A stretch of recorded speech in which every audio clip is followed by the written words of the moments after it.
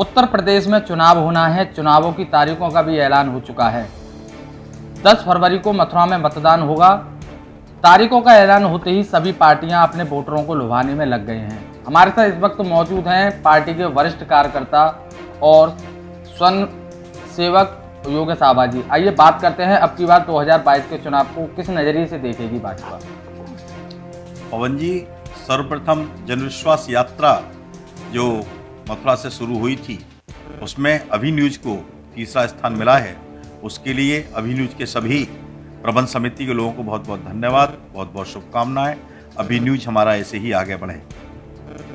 बात 2022 के चुनाव की, वास्तव में यह सब देखने को मिल ही रहा है कि माननीय मोदी जी ने, माननीय योगी जी ने जिस अथक प्रयास के साथ में भारत को समृद्धशाली बनाया है, जनता को कोरोना के काल में, और इतना एक सहयोग भाजपा के कार्यकर्ताओं के द्वारा, सत्ता के द्वारा जनता के साथ खड़े रहे हैं ऐसे आपदा के काल में, यह एक बहुत सराहनीय कदम रहा है। 2022 का चुनाव वह इन्हीं मुद्दों पर होने जा रहा है।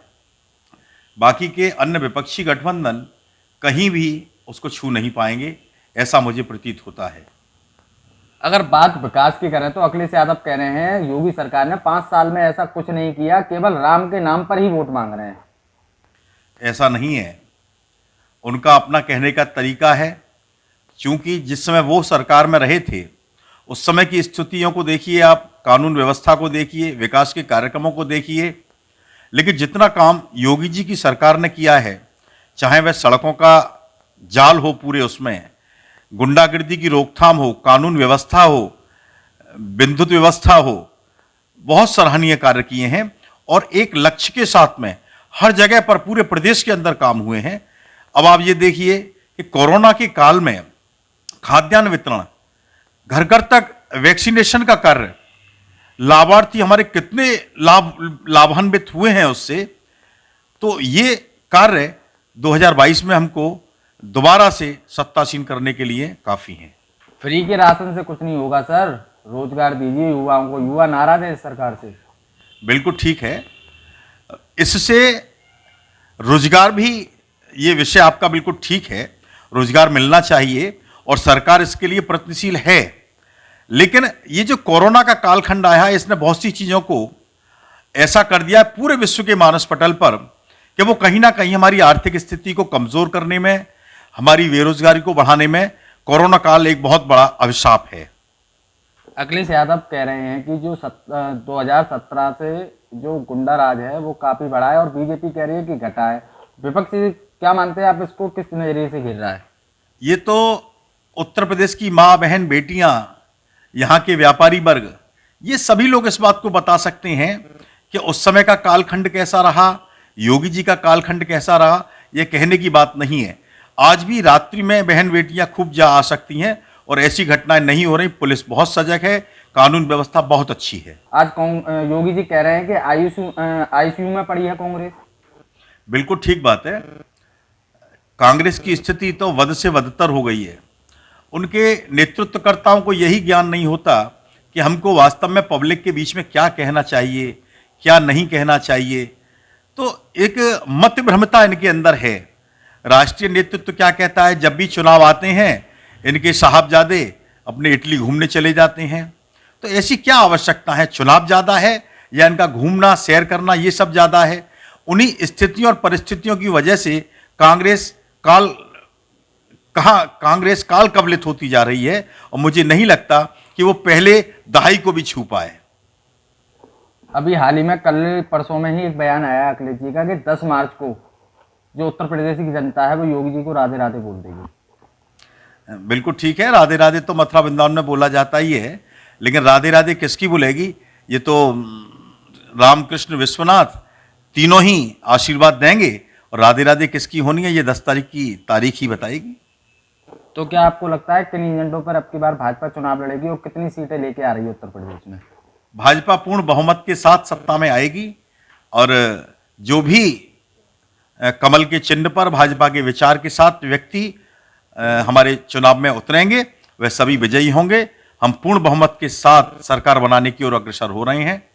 अगर मथुरा के विकास की हम बात करें तो मथुरा में कितना विकास कराया है, क्योंकि मथुरा की अगर हम बात करें तो मथुरा में श्रीकांत शर्मा जी विधायक हैं, तो उससे काफी जनता नाराज है। जिस किसी का भी समय एक 5 साल के अंतराल का मिलता है, उसमें कुछ लोगों की नाराजगियां हो सकती हैं, लेकिन ऐसा लगता नहीं। अब पार्टी को सोच करके ही किसी ना किसी को लड़ाती है। पार्टी का अपना एजेंडा है, पार्टी का अपना विचार है, और हम तो पार्टी के लिए काम करने वाले लोग हैं। पार्टी जैसा दिशा निर्देश देगी उसी तरीके से हम कमल के साथ, भाजपा के विचार के साथ, राष्ट्रीय स्वयंसेवक संघ के परिवार के साथ और अपने पूर्ण जनमानस को लेकर के कमल के चिन्ह और भाजपा के विचार के साथ आगे बढ़ेंगे। विकास के काम बहुत हुए हैं और आगे भी होने हैं, ऐसी मुझे आशा है। योगी आदित्यनाथ 19वीं तारीख को 19वीं बार मथुरा आए थे, तो ये कयास लगाए जा रहे थे कि अब की बार योगी आदित्यनाथ मथुरा से चुनाव लड़ेंगे। साधु संतों ने भी कहा था कि योगी आदित्यनाथ मथुरा से लड़े। मथुरा की सांसद हेमा मालिनी ने भी उनसे आग्रह किया था कि योगी जी अगर मथुरा से लड़ते हैं तो हम लोग मजबूत हो जाएंगे। क्या योगी आदित्यनाथ को मथुरा से चुनाव लड़ना चाहिए था? बिल्कुल ठीक बात है। महाराज श्री का चेहरा बहुत बड़ा है। महाराज श्री मथुरा से चुनाव लड़ते तो मैं तो एक बार उनसे व्यक्तिगत मेरा संपर्क हुआ था, मैंने उनसे आग्रह किया था और मैंने तो ये कहा था कि योगेश्वर पावन श्री कृष्ण की जन्मस्थली से महाराज श्री योगी आदित्यनाथ जी चुनाव लड़ें और योगेश आवा उनका संचालन करें। बड़े खुश हुए थे इस बात पर कि 3 जगह यहाँ आ रहा है, तो आपकी मेरी सबकी राशि एक ही है। तो योगी जी का इतना बड़ा चेहरा है कि वास्तव में वो यहाँ से लड़ेंगे तो आसपास की सारी सीटें प्रभावित होंगी और श्री कृष्ण जन्मस्थान का भी एक विचार उनके मन में कहीं ना कहीं है कि हम उसका एक कॉरिडोर बनाएं और उसको एक भव्यतापूर्ण रूप दें। जैसे बांके बिहारी जी का मंदिर है, वहाँ भी काफ़ी भीड़ होती है, उसका भी एक कॉरिडोर बने। तो उनके लिए ब्रज 84 कोस में कार्य करने के लिए बहुत कुछ है।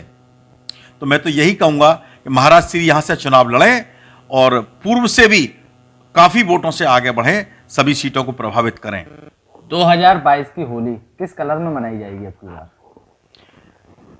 वैसे तो ब्रज की होली अपने आप में ही पूरे विश्व के मानस पटल पर अपनी अकिट और अमिट छाप छोड़ती है, पर जब हम 300 के आंकड़े को पार करके सत्ता की ओर आगे बढ़ेंगे तो होली तो रंगों से होती है।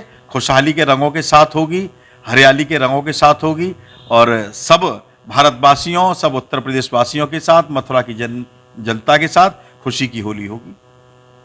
हमारे साथ मौजूद थे योगेश आवा जी। इन्होंने साफ तौर पर कहा है 2017 में योगी जी फुल मोहम्मद की सरकार लेकर आए थे, अब फिर जो 2017 में उन्होंने विकास कराया है उसी के मुद्दे पर अब की बार 2022 में फिर योगी आदित्यनाथ के नेतृत्व वाली सरकार 2022 में बनाई जाएगी। अब तो देखने वाली बात होगी सत्ता किसको हासिल होगी, किसको लखनऊ की गद्दी सौंपी जाएगी। अपने सहयोगी आकाश बंसल के साथ पवन शर्मा, अभी न्यूज मथुरा। महंगी बिजली बिल की समस्या से छुटकारा पाइए, सोलर सिस्टम लगाइए। जी हां, आपके लिए बेहद आसान हुआ सोलर सिस्टम लगवाना। संपर्क करें Amity electronics corporation, Krishna Nagar, Mathura. जैसा कि मैंने आपको बताया कि भाई इसका ROI 25% है, यानी 25% का रिटर्न है। इसके हिसाब से देखा जाए तो जो लागत आप लगा रहे हैं वो लागत आपकी 4 साल में निकल आएगी।